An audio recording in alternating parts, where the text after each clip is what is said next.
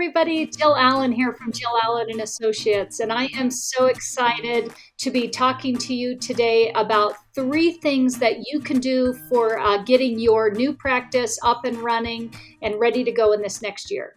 OrthoMarketing.com, 360-degree digital marketing solutions for your practice.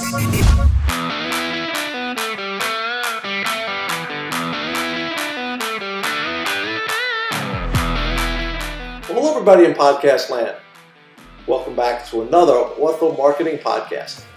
I am Dean Steinman, because of Ortho Marketing, and wishing everybody upcoming very happy and healthy and smiling holiday season. Can't believe that it's November already. And I am super excited to have with me one of my very special people in the orthodontic industry. She's been with us before, and I have Jill Allen here. Jill is a consultant to the orthodontic world. So insightful, so knowledgeable, such a great person. And I'm really excited to have Jill here to talk about new practices and 3 things to do today as a new practice owner. If you're starting a practice, just starting from scratch, or just purchase one, what can you do today to kickstart your practice? So, Jill, how are you today? I'm good. Thanks so much for having me on the show. I always love being a part of this, and you're so wonderful, and just what you guys do out there at Ortho Marketing. I think it's, just really great for all of the doctors out there. So thank you for letting me be a part of this, and for letting me share a little bit of my knowledge with you and your listening audience. My pleasure. Thank you so much for joining me again. I appreciate it there. So let's just jump in. So obviously, when it comes to start a brand new practice, you've got a lot of hurdles that you have to jump over, a lot of mountains you need to climb. Obviously, you took the plunge and you're ready to jump in, and now you started your practice, but you're looking out at your calendar and it's empty. And you're looking at your waiting room and it's empty, and you start freaking out. So let's talk about a couple of things that you could do today. Let's maybe 3 different things from your insight that a practice owner can do today on their own to facilitate some sort of movement in the practice, some type of branding, some type of partnerships, what have you. So sure. What have you found to be 3 ideas that somebody could do that really won't cost much money, if anything, or if it is, it'll be a small investment, but the only investment it'll take is time. So what do you suggest? Yeah. So, I would say the first thing when I'm working with startup practices is we really have to plan out what is your marketing going to look like for the year. So, I really believe that if we plan it, we're going to execute it. If we don't plan it, we're not going to do it. And so, I think sitting down with a calendar and saying, okay, in the next 12 months, what is it going to look like for me? What is the work that I'm going to have to do to bring patients into my practice? And it's not just enough to say what's the work, but you really have to break that down. So what does that look like? Have you identified what we call in my consulting firm, your hot until not docs? Have you decided who are you going to go after in this next year to build a relationship with? Which dentists out there, which pediatric doctors out there, maybe even which oral surgeons are you going to go after? And, some of my tips for that is pick doctors that seem similar to you. Do they have an up-to-date website? Are they maybe newer in practice as well? Are they somebody that you could see yourself building a relationship with and maybe even a friendship with? And, picking those doctors, I like to say, try and not pick more than 5 miles away from your practice. I think that's a good place to start.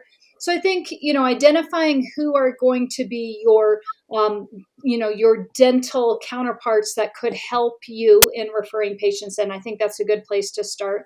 But then also when we look at that calendar, I think it's really important that we think about, what am I going to do socially to get people to know who I am? So really coming up with your calendar. And I like to tell my docs, if you aren't having a company like yours, Dean, helping a practice, you're going to have to set up your own calendar. And what are you going to post and when are you going to post? And what we all know is when we're getting started, you're going to be on nobody's feeds.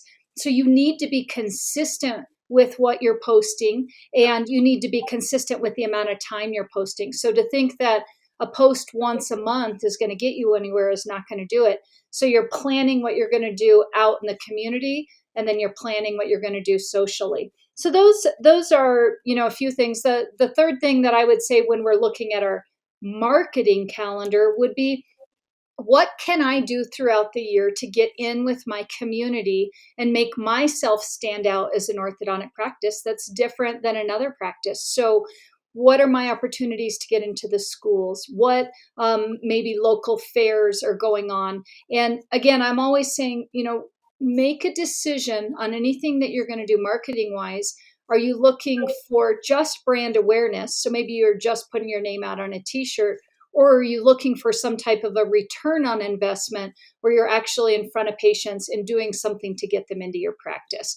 So there's a little bit of a tip there on three things that have to do with kind of what I consider a marketing calendar, planning for your year. And this is like the perfect time, in my opinion, to be thinking about this when we're coming up on January. I mean, what a better time. We're kicking off, everything at the beginning of the year anyway. So why not be ready to go for what your marketing is going to be? So let's just go back to the first one. You said that to pick and choose, and five potential. How many people did you say that they should? I usually say 6 to 8 initially that we're going to actively go after in our first year. So you handpick, cherry pick 6 to 8 people within a 5 mile radius. When you go to them, what's going to make them stop referring to who they're referring to and go to you? So what should somebody even say? How should they even approach it? Sure, you're right. You want to find a underlying commonality between you. Find somebody that potentially, if you went to a Big Ten school and they did as well, to something there. If they grew up in Florida, you grew up in Florida, there's something there. If you see that you do some research and they're a Jets fan and you're a Jets, something that you could do that, which might be a good idea.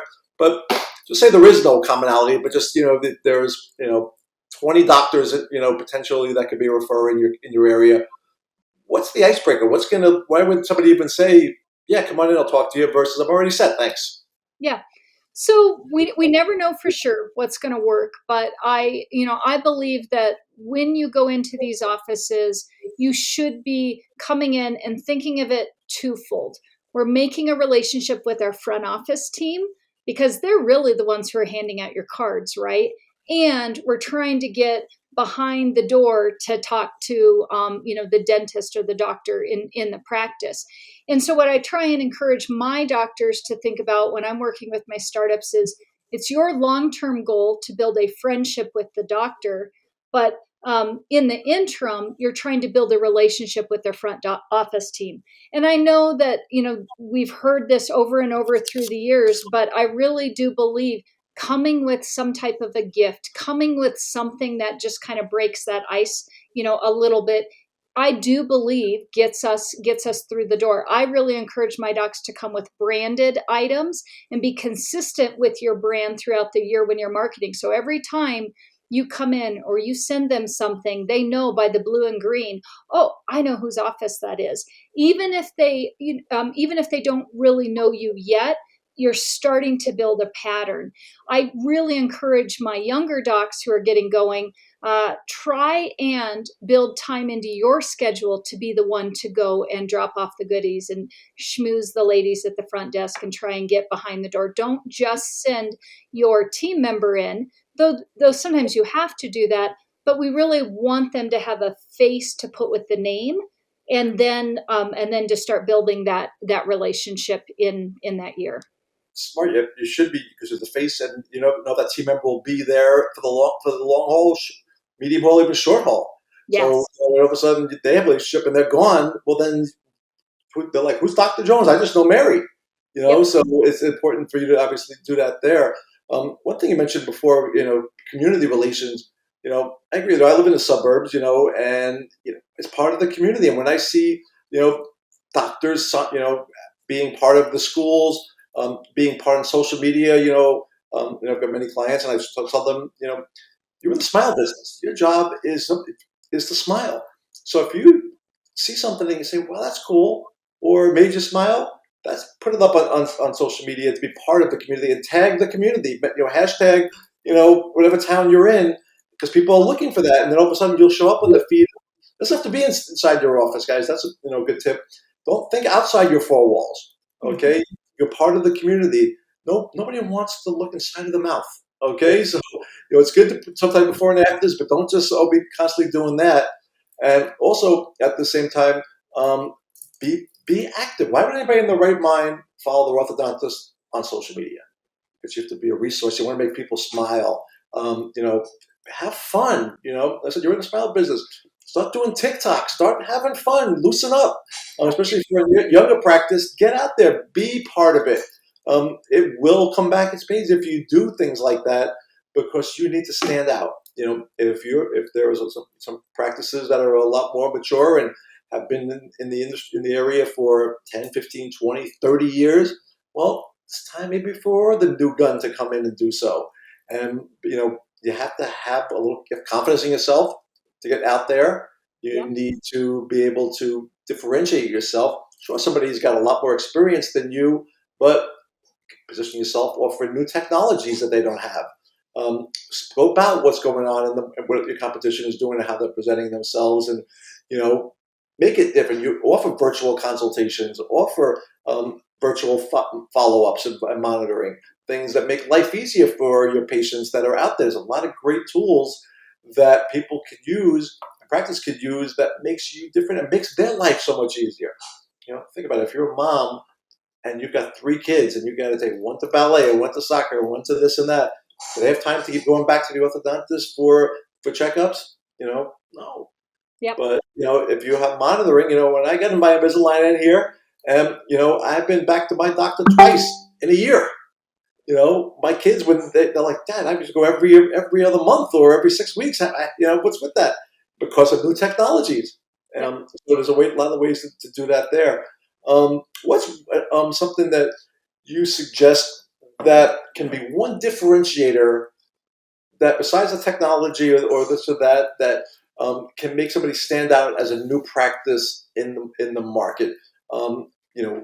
What should they be offering the schools or something like that nobody else is doing? Obviously people have T-shirts or whatever. So is there one new idea that you came up with recently or heard about that? Wow, that's a really great thing. I never heard that before. That could really kind of make people smile or make people remember who this person is. Oh my gosh, you're kind of putting me on the spot because I don't feel like there's just any new secret Right. sauce out Good. there. I mean, I would love, really, really love to say that there is, but I really believe, and you were just hitting on it, it's figuring out a way to differentiate yourself and just, kind of looking at what's going on. So if your competitors are in the schools too, but if they're consistently doing the same things, they're just doing the banner that hangs up at the baseball game or whatnot. Look for a different way. Look for that different way to get involved in the school that sets you apart. And the hard part when I'm asked questions like this is, I work across the United States, and what will work in one area is going to be very different than potentially another area. So it really is super hard for me to just dial that down and say this is the thing that you should do. But I really do believe figuring out what makes you different, maybe it's the experience that your patients are going to get when they come into your practice, and how do you market that? Maybe it is the technology. And if you're out in that social setting, maybe it's the fact that you're able to get in and do I don't have a great answer for Right. that. I just know it's looking for what sets you apart from maybe what has been traditionally done in the area with existing doctors. Um, what kind of expectations should a new practice have as far as patient flow and what have you? So, a lot of clients that come to us are expecting the phone to ring off the hook, and I have to say, "Whoa, nobody knows who you exist yet. Google doesn't even know your website exists yet. Well, you've been open for 2, 3, 6 months.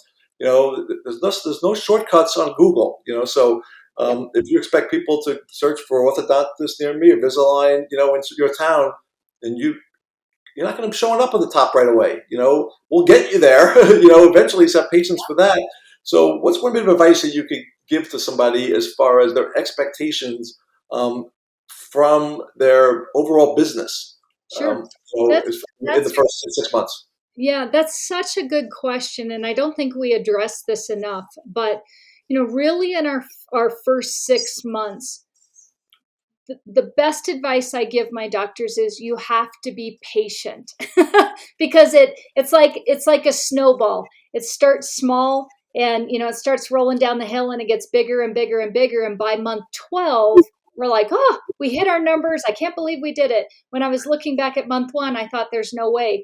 And what I tell my docs is in our first 6 months, you just will never ever believe that you're going to do the numbers that I think a startup should do. And I usually say you should be doing a minimum of 300,000 in your first year in production. But what does that look like when you break that down?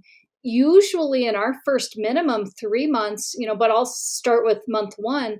I'm happy to see 6 new patients total, and that's a really good month. Yes. um, Yeah. 6 new patients in the door that made it in for a new patient exam. The really sad part is a lot of times in a startup, because we're starting with new employees that usually don't have any background in our industry, we're only going to convert at about a 50% ratio. So really, we're looking at 3 starts, and even if they were $5,000 starts, that's only $15,000 that we produced, and we may have only collected $1,500 total for that whole month. So it seems like, oh my gosh, how could we possibly do it? But every month it grows, and we add another 2 on the next month, and we add another 2 on the next month. And it's just so interesting. But about month 6 is our turning point in startup practices. And that's where we really see the momentum growing. We now have some brand awareness that's been happening. We've been consistent with our marketing. The dentists have now seen us and seen our letters and seen our panos and seen us in front of them for the past 6 months. And so we start to get this momentum that grows. And between 6 and 9 months, it's like, okay, I think I need another employee. And then by month 12, we're like, oh my gosh, I hit my goals. And what? You're telling me I got to double everything year 2? Yes, you do. So, I think that's the fun part of a startup practice is, we start up thinking there's just no way. But by the time we end, it's like, all right, I see where this is going. And I always tell my docs, the hardest part is not year 1, it's year 2, because you have to double everything. You thought it was hard year 1. Year 2 is really the pinnacle year, and that's where when you're doubling down on marketing and you're really doubling down on everything, that's where you need to do it, because if you can hit those numbers in year 2, you are set for where you need to go 3 through 5. And that's where the marketing steps in. Is you have patients to market to, who will then Yes. become salespeople for you and promote you to their friends if done correctly, and follow you and tell the gospel how great you are. Yep. And it's much easier to sell to an existing customer than get a new one. So once you have patients and they see the work you do and you make them smile and they see the results, then in turn they've got other kids, they've got family, friends, what have you, to tell you a story. Yep. So and so you have to once again, you have to have the game plan in place. You can't jump the gun. You have to understand that it's process. You don't put in tray 12 for tray 2 on your aligners. You don't. So you have to have the right protocol in place and the right game plan in place. And that's where an expert like Jill comes in to walk you through that and put this game plan in place and hold your hand on it. Okay, you went to school. You're an expert in what you do. You focus on making people smile. And getting teeth straight. That's what you do best.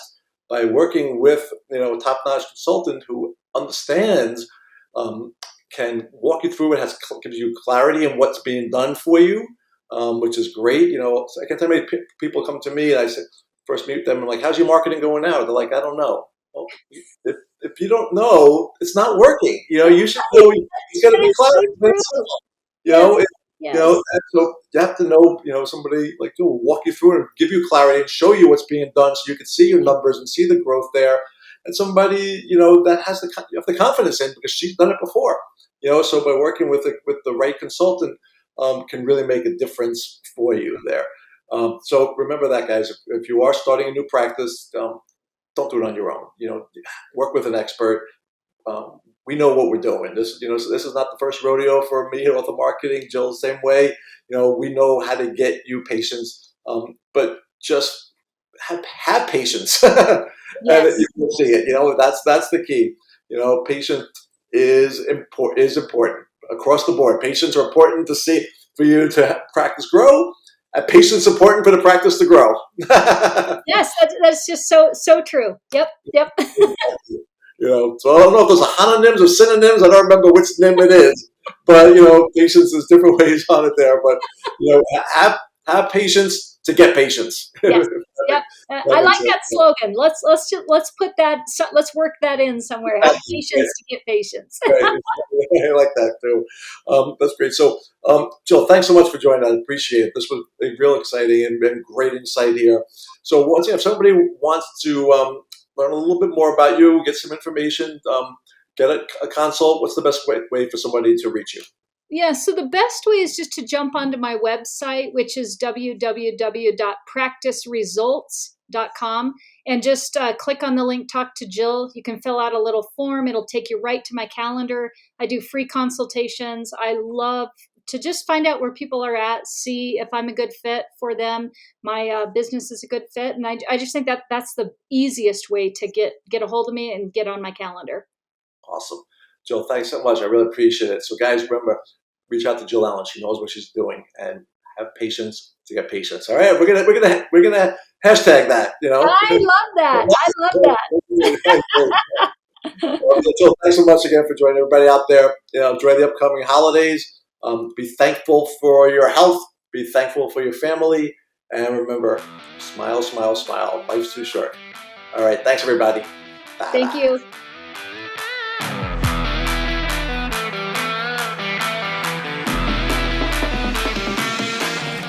orthomarketing.com. 360-degree digital marketing solutions for your practice.